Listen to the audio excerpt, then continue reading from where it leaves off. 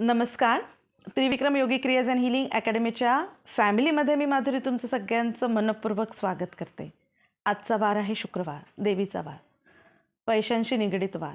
तुम्हाला सगळ्यांना माहिती आहे की आपण शुक्रवारी लक्ष्मी मातेची पूजा करतो. तर आता होळी पण येत आहे. होळीच्या दिवशी तुम्ही हा उपाय करू शकता.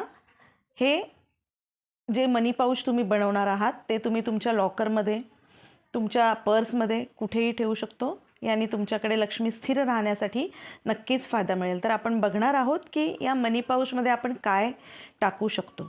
तर तुम्ही एखाद्या रेड रंगाची छोटीशी पोटली, पिशवी किंवा एखादा काचेचा ग्लासचं एखादं छोटंसं बॉटल घेऊ शकता. त्यामध्ये तुम्हाला टाकायचं आहे एक दालचिनीचा तुकडा. एकतर 1 टाका किंवा 3 टाका. त्यानंतर तुम्हाला थोडंसं सुंठ पावडर किंवा सुंठचा तुकडा.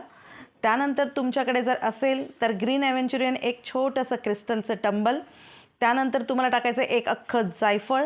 त्यामध्ये एक बेलीफवरती तुम्ही मनी नंबर लिहू शकता 520 आणि असतील तर पुदिन्याची पानं. हे सगळं तुम्ही शुक्रवारी किंवा पौर्णिमेच्या दिवशी तुम्ही लक्ष्मी मातेजवळ ठेवून अभिमंत्रित करून घ्या ओम महालक्ष्मी नमः या मंत्राने. आणि त्यानंतर तुम्ही हे सगळं त्या मनी पाऊचमध्ये किंवा बॉटलमध्ये भरा.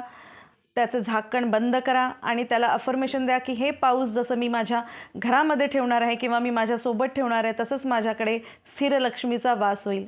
धन्यवाद.